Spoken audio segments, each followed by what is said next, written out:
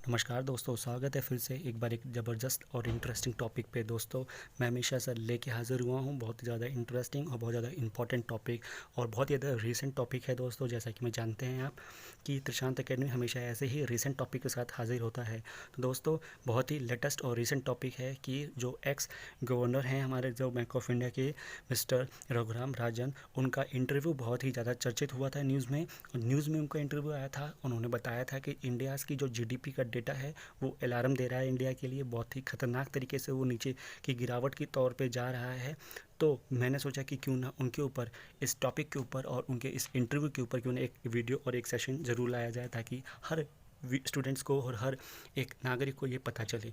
दोस्तों मैं एक समराइज़ और इंटरव्यू मतलब शॉर्ट फॉर्म में बताता हूँ कि उन्होंने क्या कहा था कि terminating the 23.9% fall in the economic growth in June quarter alarming. Farmer reserve bank governor Raghuram Ranjan has said bureaucracy should come out of complicacy and take meaningful action। जी हाँ, उन्होंने बताया था कि 23.9 का रिसेंटली जून क्वार्टर में फॉल हुआ है, -23.9 GDP गई है। तो ये बहुत बड़ी इकोनॉमिक ग्रोथ में एक अलार्म है, ठीक है। और उन्होंने कहा है कि जो ब्यूरोक्रेसी है अपने इंडिया की, वो कुछ मीनिंगफुल एक्शन ले ताकि इस सिचुएशन से हम आउट हो सकें और कुछ मीनिंगफुल प्लान कर सकें आगे की ग्रोथ के लिए, आगे को स्टेबल करने के लिए कंडीशन को। दोस्तों चलिए इसको हम आगे बढ़ते हैं।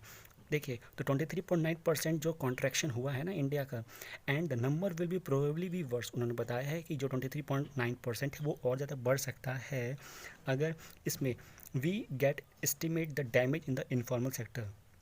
मतलब ये कि ये फॉर्मल सेक्टर के हैं, अगर इनफॉर्मल सेक्टर जोड़ते जाए तो वो और ज़्यादा बढ़ेंगे, ठीक है। अगर हम कंपेयर करें इटली से तो 12.9% इटली की जीडीपी गिरी है और 9.5 यूएस की गिरी है।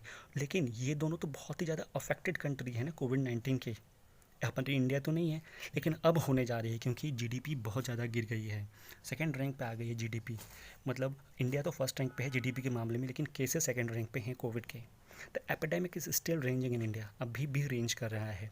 सो dictionary discriminatory spending, especially on the high contact services like student and associated employment, will stay low until the virus is contained। मतलब जैसा कि अभी वायरस बढ़ रहा है, हर दिन हज़ारों की संख्या में मौतें और हज़ारों लाखों की संख्या में केसेस आ रहे हैं, तो रेस्टोरेंट और उनके एम्प्लॉयमेंट वो भी कम हो रही हैं। Government provide relief become all the more important. Government का जो रिलीफ प्रोग्राम होगा वही सबसे ज़्यादा इंपॉर्टेंट है इस टाइम।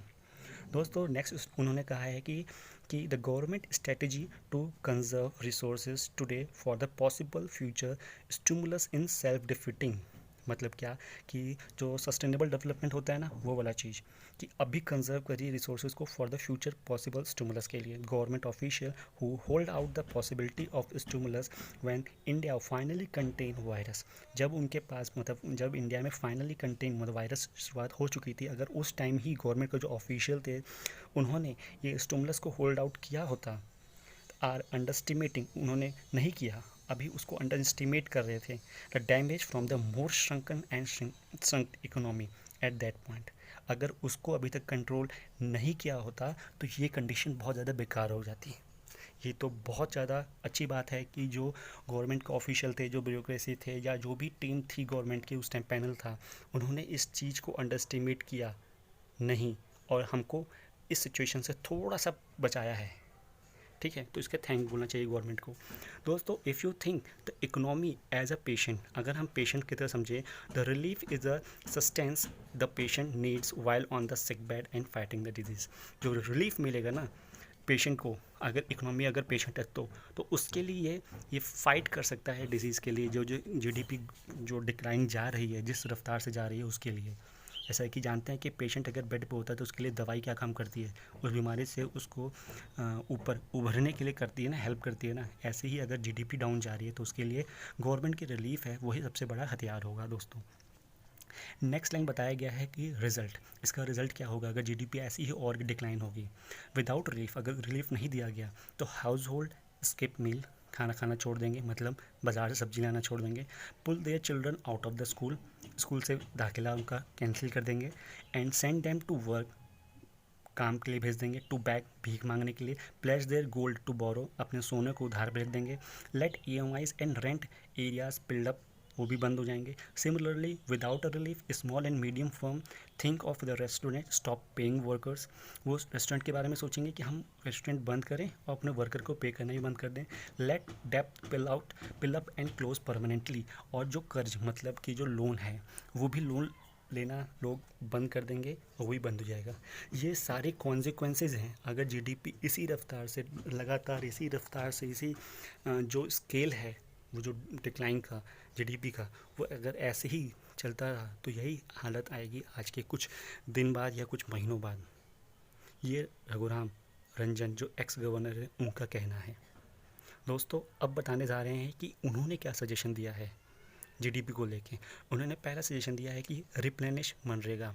जी हाँ, मनरेगा जो गवर्नमेंट लेके आई थी 2015 में 2014-15 में, तो उसको रिप्लेनिश करो मतलब उसकी दोबारा मतलब उसको रीएक्टिवेट करो फिर से नई एनर्जी के साथ। ठीक है।